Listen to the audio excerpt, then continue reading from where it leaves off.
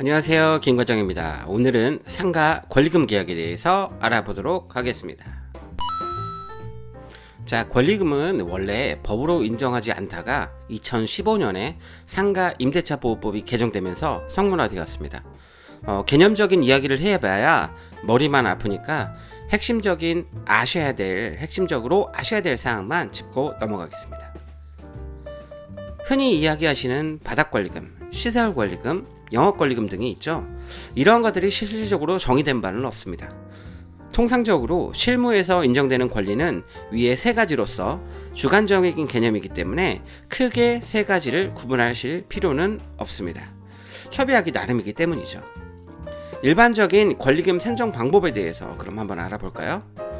일반적으로 1년치 가져가는 순수익에 대해서 기본 권리금으로 하고 거기에 추가 시설비나 매출 상황에 따라서 플러스 마이너스 하는 편입니다. 이렇게 산정한다 해도 매수자가 사주지 않으면 적절하지 않은 권리금이 되는 거죠.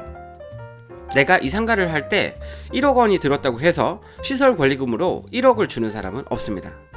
자, 핵심은 매도자와 매수자 중 누가 더 원하느냐에 따라 협의되기 때문입니다. 매수자는 이 상가를 권리금을 줘서 인수했을 때 1년에서 2년 안에 내가 준 권리금을 회수할 자신이 있으면 들어가고, 자신이 없다라고 한다면 그 권리금을 주고 들어가면 안 된다고 생각합니다. 물론 이건 개인마다 생각이 다를 수 있으므로 참고만 해주세요. 그럼 권리금 계약 시 알아야 될 필수 사항들은 어떤 것들이 있을까요?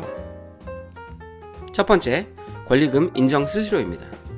부동산에서 권리금 깎아줄 테니까, 혹은 권리금 얼마 받아줄 테니까 중개수수료와 별도로 권리금의 5에서 10%를 권리금 인정수수료 주세요 라고 할 겁니다. 이것도 상황에 따라 굉장히 주관적입니다.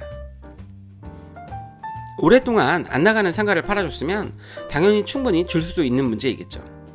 그렇기에 개별적인 상황에 따라서 중개사가 고생도 했고 충분히 줘도 될 것 같다라는 생각이 들면 주셔도 되지만 의무사항은 아니니 꼭 주실 필요는 없습니다. 자, 두 번째, 권리금 계약서 작성은 누가 하는가? 공인중개사가 하는 거 아닌가요? 라고 생각하실 수 있습니다. 24년 4월 대법원 판결에서 공인중개사는 권리금 계약서를 작성할 수 없다고 판결하였습니다. 공인중개사는 본인이 중개한 중개대상물, 즉 부동산, 임목 등에 대해서만 본인이 중개했을 때 계약서를 작성할 수 있고, 개인과 개인의 계약서 작성에는 행정사법 혹은 변호사법 위반으로 계약서를 작성할 수 없다고 판결하였습니다. 공인중개사의 중개 대상물에 권리금이 들어가지 않는다고 판결하였기 때문이죠. 자, 제 지인 공인중개사들 중에 이 부분에 대해서 물어보시는 분이 있더라고요. 공인중개사 협회에서 부동산 컨설팅 업이라고 사업자를 같이 내고 컨설팅 계약서로 작성하고 권리금 인정 수수료를 받으면 되는 것이 아니냐라고 하시더라고요. 이 부분에 대해서 간단히 설명드리기 위해서 24년 4월 대법원 판결에 대해서 요약해 설명드리면, 2020년 8월 성남시 분당구에서 어린이집 임대차를 중개하면서 권리금 인정 수수료로 250만 원을 받은 사건입니다. 이때 임대차 계약서와 별도로 컨설팅 계약서를 작성하고 권리금 인정 수수료를 받은 것입니다. 결국 컨설팅 계약서를 작성해도 소용없다는 이야기입니다. 제 개인적인 생각입니다만, 공인중개사분들은 관련된 내용이 입법되지 않는 한 대법원의 선고를 뒤집을 수 없기에 행정사분들이나 변호사분들에게 대서를 의뢰하여 안전하게 거래하는 것이 어떠한가 생각됩니다. 다시 본론으로 돌아가서 상가를 양도양수 하실 분들은 권리금 계약서를 어떻게 써야지 라고 생각될 텐데, 상호 두 분이 계약서를 작성하는 건 문제가 없으니 그렇게 하셔도 되고, 나중에 제가 표준계약서를 통해서 작성하는 법에 대해서 한번 상세히 설명드리도록 하겠습니다. 세 번째는 세금 관련된 부분입니다. 실질적으로도 공인중개사 분들도 잘 모르시는 분들이 많아요. 이 부분을 간과하고 그냥 계약하게 되면 나중에 무신고 가산세라고 하는 것들이 크게 돌아올 수 있습니다. 자, 모든 거래에는 세금이 붙죠. 권리금에도 마찬가지입니다. 권리를 양도하는 사람을 갑, 권리를 받는 사람을 을이라고 한번 해보죠. 그리고 권리금을 2천만 원이라고 하겠습니다. 권리 양도하는 사람은 권리를 양도하고 권리금을 받습니다. 이럴 때에는 부가가치세와 기타 소득세가 붙습니다. 권리금 2천만 원, 부가세 10%, 200만 원이 붙고 갑은 돈이 생겼습니다. 이 부분에 대해서 과세해야 되는데 이걸 기타 소득세로 분류를 합니다. 기타 소득세 8%와 지방소득세 0.8%, 총 8.8%를 빼고 양도인, 즉 갑에게 주시고 양수인은 거래가 일어난 날에 다음 달 10일까지 원천징수 신고를 합니다.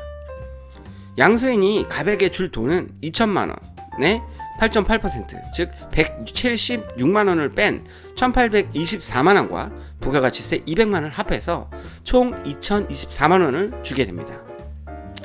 생각보다 좀 복잡해 보입니다. 역시 세금은 어려운 것 같습니다. 자, 그래서 이런 부분들을 간과하고 계약을 했을 때 왜 문제가 되냐면, 각각 우리 복잡하니 세금 문제는 없이 하자라고 하면 을이, 즉 양수인이 나중에 이런 생각을 합니다. 2천만 원을 매입으로 5년 동안 잡으면 상당 부분 절세할 수 있는 걸 알게 됩니다. 그래서 몰래 신고하게 되면 갑은 무신고 가산세를 물고, 또한 1,000만 원 이상의 거래인이 계좌도 추적될 수 있겠죠. 당장 문제가 되지 않는다고 하여 편법을 하는 것보다 절차대로 하는 게 나중에 문제가 없을 겁니다. 제가 세무 전문가는 아니니까 자세한 건 세무사분들에게 꼭 물어보시고 진행하시는 걸 추천드립니다. 사람들이 흔히 이야기하는 포괄적 양도양수는 부가가치세를 납부하지 않게 하려고 하는 경우가 많은데 인정되지 않는 경우가 굉장히 많습니다. 그래서 일반적인 여러분들은 위에 계산법과 같이 하시면 됩니다. 중개사가 모르는 경우도 있으니 꼭 확인하고 가주시면 될 것 같아요.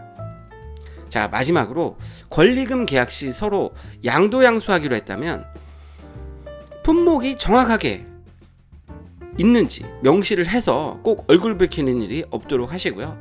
장사를 조금 해보신 분들은 아시겠지만 시설물이 말짱하다가 꼭 잔금 다 주고 장사 시작하면 물이 새거나 그러한 부분들이 있습니다. 이럴 때 임대차 계약으로 하자담보 책임에 대한 부분들을 명시하여야 상호 책임질 부분이 명확해집니다. 하자담보 책임은 권리금 계약서와 별도로 임대차 계약서에 특약으로 좀 명시를 하셔야 되는 부분이 있습니다. 자, 오늘은 권리금에 대해서 알아봤는데요. 이 영상을 보시는 자영업자분들과 중개사분들 모두 대박나시길 기원해 보면서 영상 마치겠습니다. 이 영상이 마음에 드셨다면 구독, 좋아요, 알림 설정까지 부탁드립니다. 행복한 하루 되세요.